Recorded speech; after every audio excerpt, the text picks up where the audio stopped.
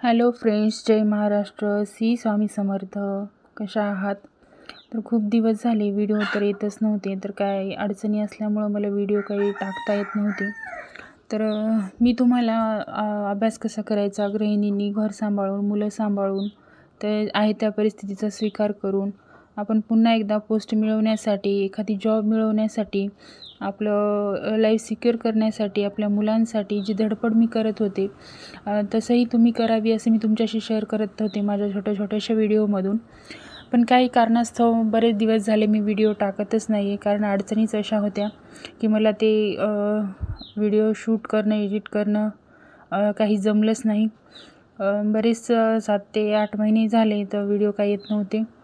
तरीही मला ही आवड आहे एक बनवण्याची आणि आपलं एक्सपिरियन्स शेअर करण्याची. तर कारण मी तुम्हाला अभ्यासाविषयी रिलेटेड सर्व व्हिडिओ टाकत होते, पण आणि मोटिवेटेड पण करत होते, पण मीच त्यामध्ये मोटिवेट होत नव्हते आणि माझाच अभ्यास होत नव्हता. तर मी तुमच्याशी काय शेअर करणार, म्हणून व्हिडिओज मी शूट केले नाही आणि शेअर पण केले नाही.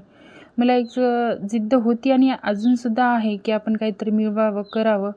पण घर, मुलं, पूर्ण आपले जे फॅमिली जबाबदारी, कारण एखादी जॉब, एखादं आपलं करिअर आज नाही तर उद्या आपण छोट्या ना मोठ्या कशातून तरी घडवू शकतो. पण जे मुलांचं जे माझं लहानपण आहे ते पुन्हा येणार नाही आहे, त्यांचं बालपण पुन्हा येणार नाही आहे, यासाठी मला थोडंसं स्किप करावं लागलं.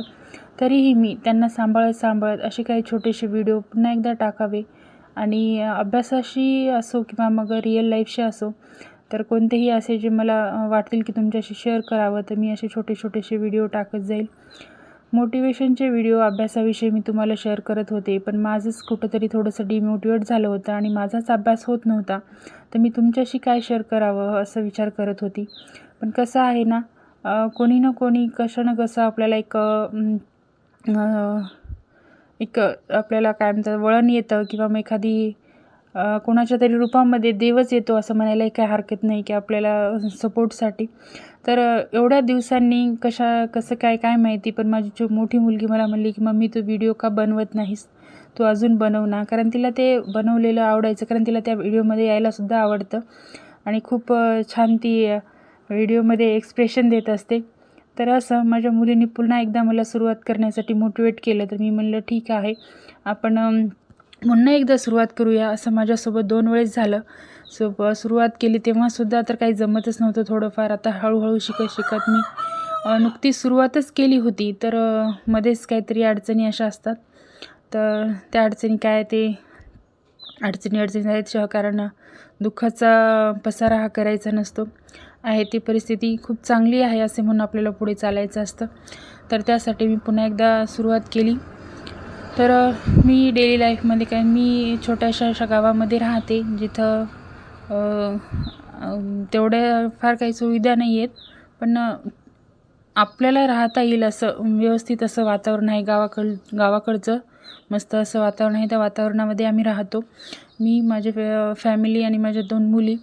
तर ती मागच्या वर्षीपासून शाळेत जाते आणि तिला शाळेत पाठवण्यापासून ते माझ्या छोट्या मुलीच्या जबाबदारीपर्यंत मी माझे छोटेसे गोल आहे ते पूर्ण करण्याचा प्रयत्न करते.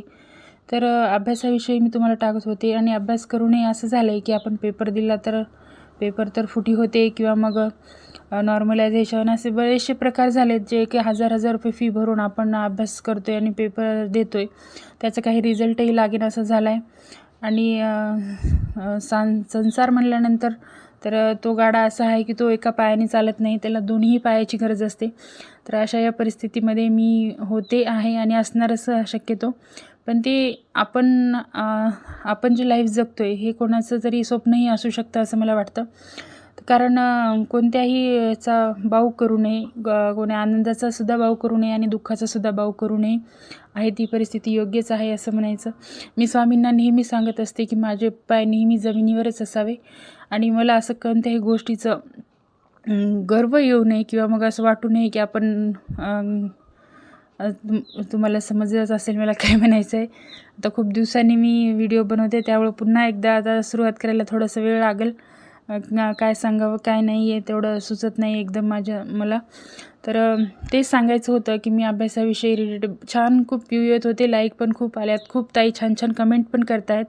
पण अडचणीच अशा होत्या की मला ते व्हिडिओ शूट आणि एडिट करून टाकणं झालं नाही. तर पुन्हा एकदा मी सुरुवात करते, तर असा सपोर्ट राहू द्या. तर अभ्यास तलाठ्याची जर भरती, कोणतीही सरळसेवेची भरती तुम्ही करत असाल तर असंच करत राहा. बरेचसे व्हिडिओ आहेत यूट्यूबला. मी तर एक छोटेसे मोटिवेशनल व्हिडिओ किंवा मी लाईफमध्ये जे स्ट्रगल करते ते मी तुमच्याशी शेअर करत होते. तर अजूनही करत राहील, छोट्या मोठ्या गोष्टी मी तुमच्याशी शेअर करत राहील. तर सपोर्ट नक्की करा आणि व्हिडिओला लाईक, शेअर आणि चॅनलला सबस्क्राईब नक्की करा. तर ती माझी छोटी मुलगी झोपली होती. मी सर्व काम आवरलं आणि हे 2 ब्लाऊज होते जे मी शिवले होते ते त्यांना द्यायचे होते. मला ब्लाऊज शिवणकाम पण येतं, मला पार्लर काम पण येतं. तरीही 2 आणि मी खेड्यामध्ये का राहते तर तिथं पार्लरचं तर तेवढं काही चालणार नाही, पण शिवणकाम जे आहे ते थोडंसं जे कस्टमर माझ्याकडे येत आहेत ते मी काम करण्याचा प्रयत्न करते. तर अभ्यास करावा पण पूर्ण मेंटली डिस्टर्ब झाल्यामुळं किंवा मग तेच काम असल्यामुळं काय करावं हे कळत नाही, वळणच भेटत नाही आहे माणसाला, डोक्याला. तर पुन्हा एकदा सुरुवात केली. जसं एक छानसं वातावरण मिळेल अभ्यास करण्यासाठी आणि तुम्हाला सांगण्यासाठी, तसेच मी अभ्यासाविषयी व्हिडिओ तुम्हाला शेअर करेल.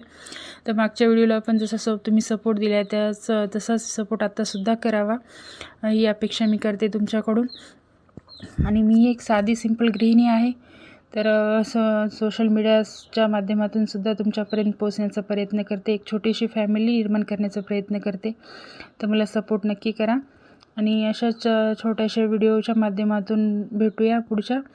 तर तोपर्यंत जय हिंद, जय महाराष्ट्र, श्री स्वामी समर्थ. चॅनलला नक्की सबस्क्राईब करा. भेटूया पुढच्या व्हिडिओमध्ये. तर व्हिडिओ का बंद होते याविषयी छोटासा व्हिडिओ टाकायचा होता, तो मी तुमच्यापर्यंत टाकला. तर तुमची अशी परिस्थिती आहे का मला कमेंट करून नक्की सांगा, कारण मी अशा उलगडलेल्या परिस्थितीमध्ये होते त्यामुळं मला व्हिडिओ शूट करून टाकणं जमलं नाही. तर आता नक्की प्रयत्न करेल तर चॅनलला